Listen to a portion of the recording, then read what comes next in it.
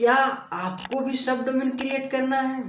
अगर हाँ, तो आज के इस वीडियो में हम स्टेप बाय स्टेप समझेंगे किस तरीके से एक सब डोमेन क्रिएट किया जाता है, और साथ ही सब डोमेन और डोमेन क्या होता है, इसका क्या रोल होता है, इस वीडियो में पूरे तरीके से हम समझने का प्रयास करेंगे।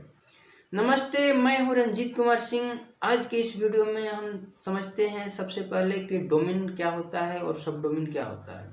तो चलिए हम बात करते हैं डोमेन का। डोमेन आपके वेबसाइट का एड्रेस है। जिस तरीके से आपके घर पर किसी को जाना है तो आपके एड्रेस का ज़रूरत होता है, उसी तरीके से अगर किसी को आपकी वेबसाइट पर जाना है तो आपकी वेबसाइट का एड्रेस चाहिए।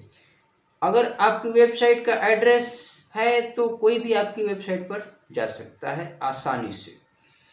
तो जो वेबसाइट का एड्रेस है वही डोमेन होता है, उसको हम डोमेन नेम से जानते हैं। अब हम बात करते हैं सब डोमेन का।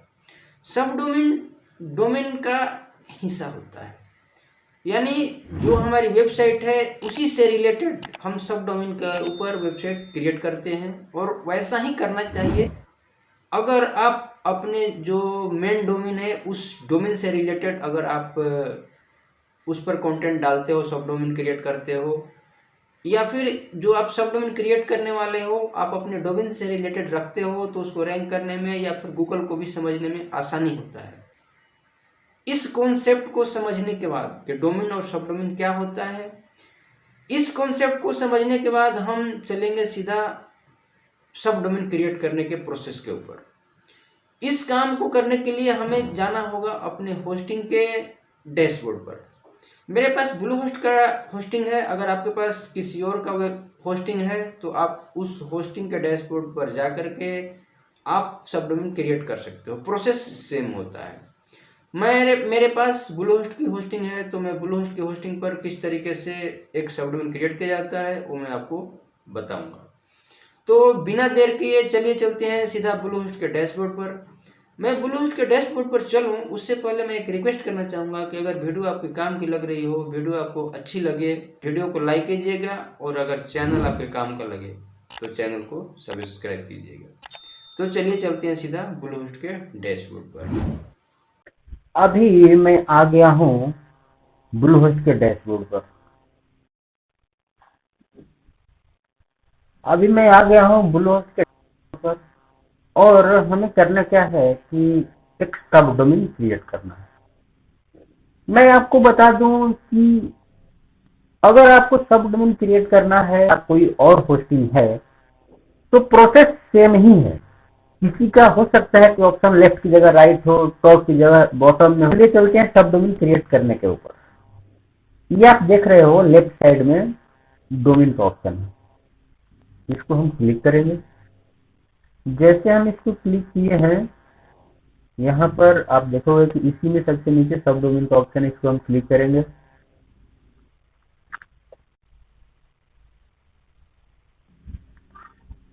जब हम सब डोमेन को क्लिक किए हैं तो आप देखोगे कि यहाँ पर मेरा पहले से दो सब डोमेन है। मैं पहले से दो सब डोमेन क्रिएट कर रखा हूँ।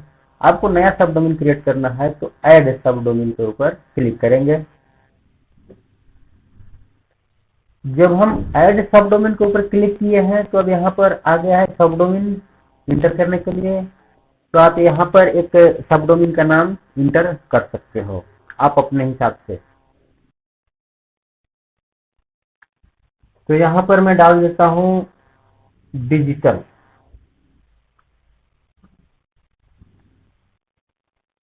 सिलेक्ट ए डोमेन, इसमें हम जो मेरा मेन डोमेन है Ranjeet digital skill dot com, इसको हम सिलेक्ट करेंगे। ये जो दोनों दिख रहा है ये सब डोमेन है, इसको हमें नहीं सिलेक्ट करना है। सबसे ऊपर वाला जो है सब डोमेन, जो मेरा मेन डोमेन है Ranjeet digital skill dot com, इसको हम सिलेक्ट करेंगे। अब ये होम फोल्डर वाले सेक्शन में हम डाल देंगे जो हम सब डोमेन क्रिएट कर रहे हैं उसी का नाम डिजिटल। ऐड सब डोमेन।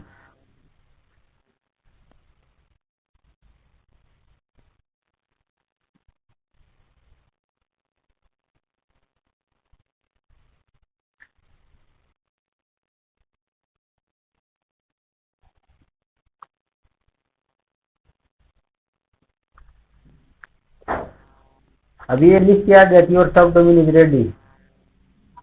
हम चेक करेंगे तो आप देखोगे कि जो अभी हमने सब डोमेन क्रिएट किया है digital.ranjitdigitalskill.com, ये यहाँ पर रेडी है। अगर हमें इस पर वर्डप्रेस इंस्टॉल करना है तो हम क्या करेंगे, चले जाएंगे माई साइट में,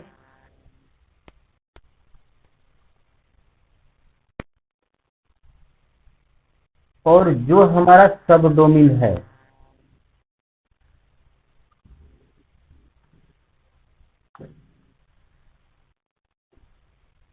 तो यहाँ पर अभी नहीं शो हो रहा है, लेकिन यहाँ ऐड साइट में जाएंगे, क्रिएट न्यू साइट, एक यहाँ साइट का नाम दे देंगे, कुछ भी नाम दे देते हैं। चलो मैं डिजिटल दे देता हूँ, डिजिटल स्किल में दे दिया साइट का नाम।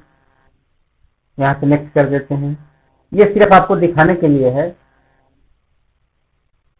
अब आप देखोगे कि यहाँ पर लिख रहा है डोमेन, इसके ड्रॉप डाउन को हम क्लिक करेंगे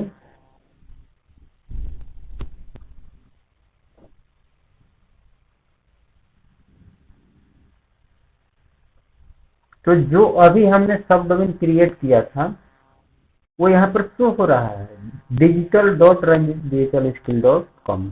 इसको हम क्लिक कर देंगे। अगर हमें वर्डप्रेस इंस्टॉल करना है तो हम यहाँ से नेक्स्ट करके आगे बढ़ जाएंगे।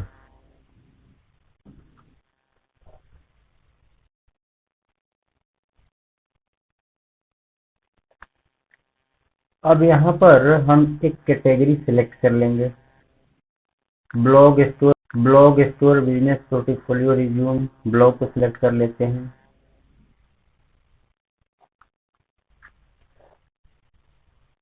या फिर जैसे हम ब्लॉग को सिलेक्ट किए हैं तो जो हमने सब डोमेन क्रिएट किया है उसका सारा डिटेल यहाँ पर आ गया, उसका यूजर नेम आ गया, उसका पासवर्ड आ गया, और यहाँ से हमें लॉग इनटू वर्डप्रेस का ऑप्शन भी मिल गया। अभी देख रहे हो सबसे ऊपर लिख रहा है congratulation, WordPress install successfully. WordPress हमारा इंस्टॉल हो चुका है।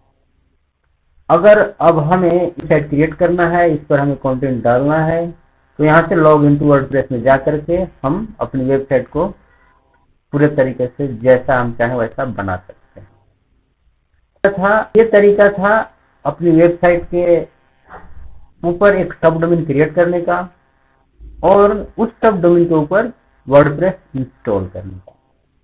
तो ये था एक सब डोमेन क्रिएट करने का प्रोसेस। उम्मीद करता हूं कि इस वीडियो को देखने के बाद स्टेप बाय स्टेप फॉलो करके आप आसानी से एक सब डोमेन क्रिएट कर पाओगे। और सब डोमेन क्रिएट करने के साथ साथ आप उस पर वर्डप्रेस भी इंस्टॉल कर पाओगे।